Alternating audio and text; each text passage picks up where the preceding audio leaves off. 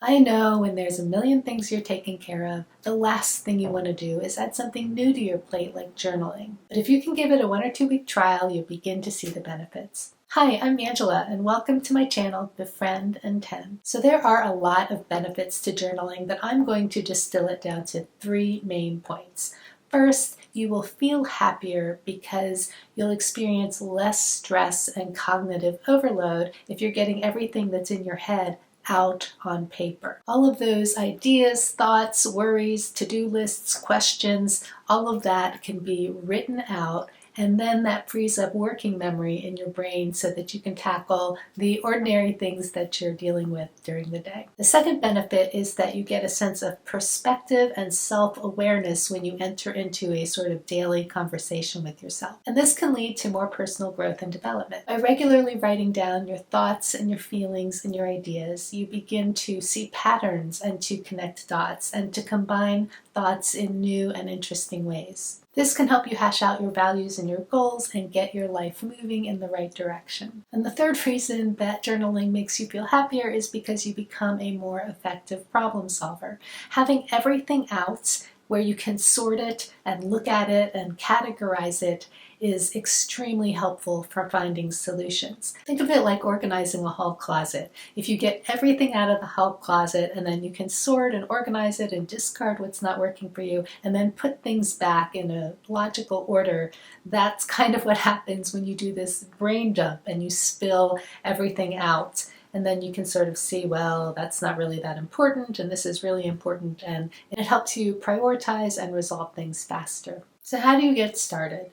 Well, at its most basic, journaling is really easy. All you need is a pen and a notebook. My favorite pen right now is this Pilot V7 pen because it writes fast and smooth, and it doesn't scratch the paper or have any friction that slows me down when I'm just trying to write everything that's on my mind. Lately I've been using these smaller size journals because I can throw them in my purse and write in a coffee shop if I'm inclined, but I'm actually going to be switching to a larger plain notebook because I really enjoy the larger space and being able to see more thoughts and ideas all at once. I do a lot of lists and mind maps in my journal, and that's easier on a larger page. Let me know in the comments what type of pen you love and what type of journal you're planning to use, or if you journal digitally. Another tip for getting started is to try to establish a little bit of a ritual or routine around journaling. I've made journaling part of my morning routine, and I really love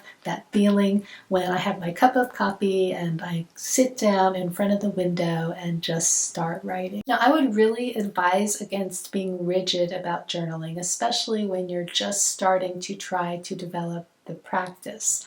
I would not have any rules about I have to journal every day, I have to journal for 30 minutes, I have to journal 3 pages. I would just try to make it a really pleasant experience for yourself. You can't fail at journaling, so if you miss a few days, just jump back in. I would also urge you to write for yourself and to write as honestly and authentically as you can, and to not write for some potential external observer. I mean, you can destroy your journals later. The whole point of journaling is to empty what's in your mind so you can look at it and process it or just sort of release it. I mean, I know sometimes there really is a risk that somebody is going to read your journal who should not be reading your journal. I mean, no one should be reading your journal, right?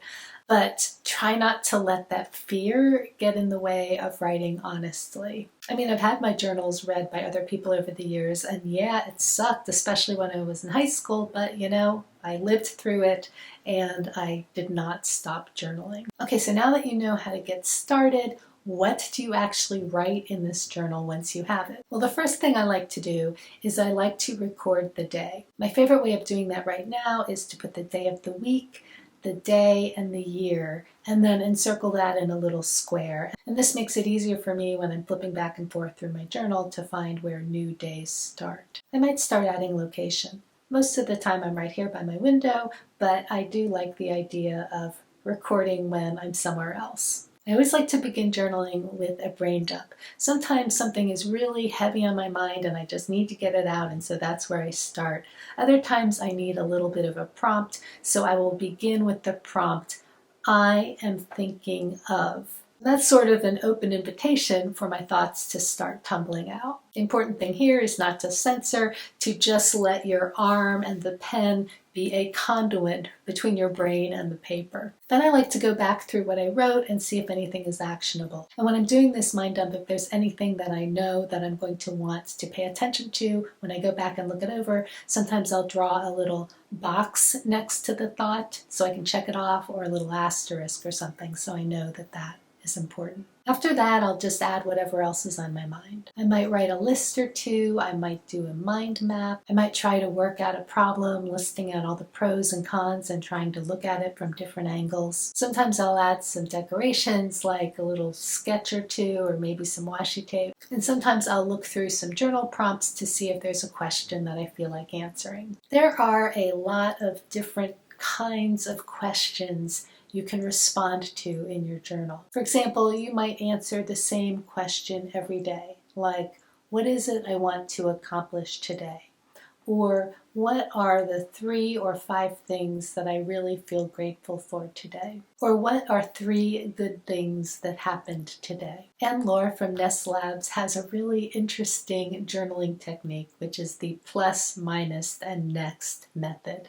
And this is really useful. You can do it every day, you can do it every week, or you can do it every month. In the plus column, you're basically writing what went well. In the minus column, you're writing what did not go well. And in the next column, you are writing the actionable steps you can take for the next day, week, or month. There are also thousands of books and PDF files on the internet which give you a lot of different prompts you can use. It's really interesting to sort these prompts by type, because some of them might be for self-awareness and self-reflection, some of them might be more historic, like telling your life story, and some of them might be to encourage creativity and creative writing.